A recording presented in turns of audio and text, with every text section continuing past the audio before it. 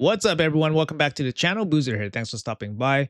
Hopefully, you guys having a great day so far. Hopefully, you guys having a good start to the week. In today's video, we're going to be going over the brand new Fragment event calendar featuring Khamir Scald Eye. He's going to be the Ogren Reviver champion. If you guys missed the showcase video I have on him, make sure you guys check it out in the description below. My general verdict for him is that he's going to be a very, very useful champion for basically any type of player in this game. I think a universally good kit. He's easy to build out. So I think you guys definitely need to consider this fusion if you guys are able to go after him. Now, I also want to preface that these schedules are subject to change. We are getting this information before the schedule actually goes live in game. So always keep an eye out on any differences you see in this video versus what you see in game. Any kind of differences, I will make a pinned comment in this video just to correct any kind of changes that happened. Also, I want to do a quick giveaway. It's going to be a giveaway directly attached to this video. Make sure you guys leave me your UMID in the comments below. It's going to be a really fast one. So if you guys are catching this video right away, make sure you guys leave me in the comments right away. And I'll send that off to Plarium to get you guys your rewards. It's just going to be a bunch of gems. I think it's going to be like 540 gems, maybe some star stones in there, but some freebies. So make sure you guys grab that. Leave me a comment with your UMID. Obviously helps the algorithm and all that. With that all being said, let's jump into this fusion calendar here. So let's take a quick look. First up, we want to check out how many fragments are available in this event. So first up, it shows that we have 55 from tournaments and then 75 from events, which means there's going to be 130 available tournament fragments. Sorry, I meant fusion fragments, which means we could skip 30. We could skip 30 from everything on this entire this board here. So on day one, we're starting out with the dragon tournament, followed by gear hunters. That's perfect. So on day one, you can start grinding your dragon stuff right away and getting credit towards your gear hunters. Most likely, the dragon tournament always the same. It's going to be about 2200 energy on stage 20. So if you guys want to do it, that's the most efficient route. And keep in mind that the Gear Hunters event, if you could take the most efficient route, it's going to cost you about 5,000 energy. If you're doing hard 10, for example, it's going to cost you, probably about 5.6 thousand energy. That's for the entire event, right? So the bad thing about this is that the Dragon Tournament spans the entire Gear Hunters event with nothing else really overlapping. So we have the Gear Enhancement event overlapping with the Gear Hunters, but this obviously doesn't give you any kind of credit, which means you're basically spending all of this energy into Dragon, right? So this is already a bit of a negative because you're kind of spending extra energy in a tournament that you don't really have to, and that's you're just doing it for credit towards a singular event, which is the Gear Hunters event. So I'm already right off the bat, we're already spending energy that we don't really have to, and it's significant. It's like an extra 3,000 energy, right? It's significant. You could technically use that 3,000 energy to finish another tournament if it was overlapping with the Gear Hunters, but there is none. Also, quick note here, really loving that Plarium actually broke down the fragments for each event. This is actually a pretty big piece of information here, and I really love that kind of Plarium just snuck this into this schedule. Gear enhancement events, about 20 million. You could get lucky and do it in 15. You could get unlucky and do it in 25. If you want to save some silver, you want to basically level up more items, and then the most cost efficient per point is actually leveling up to 4, but it just takes so many items that it doesn't seem reasonable for people to do. But yeah, make sure you guys have at least a little bit of silver at the beginning of the fusion so that you guys can grind events, grind tournaments, and then get silver that way. Obviously, do a gear cleanse. We do have CVC happening between Tuesday, Wednesday, and Thursday. So this is a good opportunity for you guys to level up gear, get some additional points there. Some double dipping opportunities, you know what I mean? After that, we do have a classic arena takedown. That's going to be pretty standard stuff. We got 2 of them here, so those are freebies. Going right into a champion training tournament, linked up with a Fire Knight. Not the best combination here because Fire Knight and champion training, not the best, not the easiest dungeon to farm with food, so double dipping would be difficult. The other thing that I've noticed here is that we actually don't have a Gear Hunters event spanning this weekend. So this weekend does not have a Gear Hunter event. So this leads me to believe that there is a potential for something here. And we can also see that there's actually no Gear Hunters event until this one, Gear Hunters 2, which is going to be on Thursday. So, the gear hunt without a gear hunters for, about 6 days, I find that very suspicious. This leads me to believe that there's probably going to be something here, gear hunters related. It could be, a deck of fate, for example, starting on Monday or Tuesday, ending on Thursday. Could be something like that. Maybe a deck of fate for something. It's very hard to say what it could be, but I would expect some kind of gear related event that's not listed on the schedule to pop up somewhere around the weekend. All right. Maybe it's Rhea's Soul. It's possible. Maybe it's Rhea's Soul. Um, but not sure. Anyways, champion training and fire night, again, not ideal combination with no credit towards a gear hunters. Also not ideal. So far, not really liking this fusion schedule. Is not too friendly here. We do walk into the first summon rush. There's 20 fragments here broken up into 5, 5, 5, 5. Now, keep in mind that we can skip a total of 30 fragments from everything on this sheet here. Depending on the price of these 20 fragments, and depending on what other events are occurring on this weekend, then we'll probably make an assessment whether to go for all of them or none of them.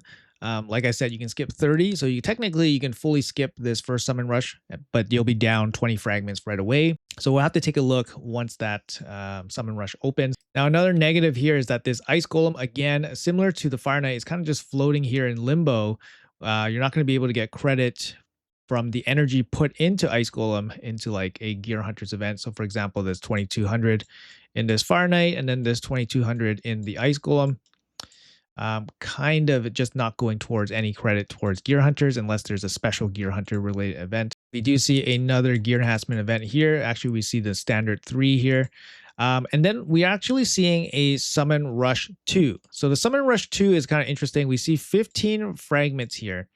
And if you completed Summon Rush 1, you still have 30 fragments to skip. So you can totally skip out on this 15 if you want. But if you fully skip Summon Rush 1, now you have to complete at least 5 fragments from Summon Rush 2. It definitely seems like in recent fusions, they've started to add 3 summoning events into each fusion. In exchange, they dropped one of the Gear Hunters events. So usually there's 3 Gear Hunters events and 2 summoning events. Now there's 3 summoning events and 2 Gear Hunters events. You guys let me know in the comments below if you guys prefer that. Now it gets very complicated, I think, once you start mixing in all these different summoning events, especially when the prices of them change. So we've experienced in the past that Plarium does and will change the prices of the summoning rush events and the thresholds. So there's no guarantee that what you see in summoning rush will happen again in summoning rush 2. So it's kind of hard to just determine what we want to do right here, right now. We really have to take a look at the prices of the Summon Rush 1 and the Summon Rush 2. For example, I would think a decent price would be somewhere like 4 Sacred Shards for maybe 5 fragments. And then if you're going to go for the full, for 15 fragments, for example, hopefully it's going to be about 8. Like, I think those would be pretty reasonable. 7 or 8 would probably be the cap for what is considered reasonable. If you're paying more than 8, I think for 15 fragments, it's probably on the expensive side. So that's kind of what we have to look forward to for Summon Rush 2. And that's kind of like the gauge and the metrics that we have to grade each of these summon rushes. So if you see the first summon rush and the price is pretty expensive, like let's say they're charging 10 for 15, and then let's say they're charging 12 for 20, that might be, definitely on the high side. So it might be worthwhile to skip that and then look towards, the future events or look towards other events where you can make up fragments. I wouldn't immediately jump into the first summon rush. We have to take a look when it opens. Okay. So like I said, Summon Rush 2, we don't expect that Summon Rush 2 will be exactly the same as Summon Rush 1. It could be, but it's not 100% guaranteed that way. Let's move on. And then, yeah, like I said, there's an Ice Golem event. And then the Gear Hunters event at the very end will line up with a champion training and a spider tournament. So pretty good double dipping or triple dipping opportunity there. And then lastly, we do have a champion chase closing out with 25 available fragments in this one. It looks like it's going to be 10 of it will be the leaderboard for the winner. So only 15 will be available for the majority of players. Now, this is the fun part, right? Where we get to decide which 30 fragments we want to skip. So just looking at this right now, Champion Chase Tournament, there's 15 fragments. Summon Rush 2, there's 15 fragments. skipping the shard events, usually people do because it's just, the most resource intensive. It's the hardest event for people to do because it costs the most, the shards, right? So it makes sense to maybe consider skipping the Champion Chase tournament and the Summon Rush 2, which means you're fully committed to participating in the Summon Rush 1. Now, let's say you fully participate in Summon Rush 1, and then Summon Rush 2 ends up being very juicy for some reason. Let's say it's 2x primals or something like that. And then you end up, participating in that. Now you can skip, three other, 5 fragment events. So I would consider skipping some of these nasty dungeon events, or even the nasty Gear Hunters event, because they don't really line up super well in this schedule. So the energy component for this entire schedule, I think, is a little bit clumsy. Not too many great, double dipping, triple dipping opportunities, which means you're ending up spending more energy than you really have to. Now, the tricky thing about this is that this champion chase, if all things being the same rotation and everything, this champion chase should be 2x voids. Okay, guys. So it should be a double chance to get legendaries from void champions, making the champion chase a little bit more attractive. So that's something to consider. The other thing to consider is that the champion chase is the last ending event in this fusion. I'm always wary about champion chases ending at the very end, being one of the last events for fusions, because Plarium has in the past connected fusion champion chase events with, a Titan event, for example, or another big event, and then basically put points into that champion chase event. They've done that in the past, so I'm always a little bit wary. So perhaps for this champion chase event, it could be something that you guys are looking forward to instead of participating in these summon rush events.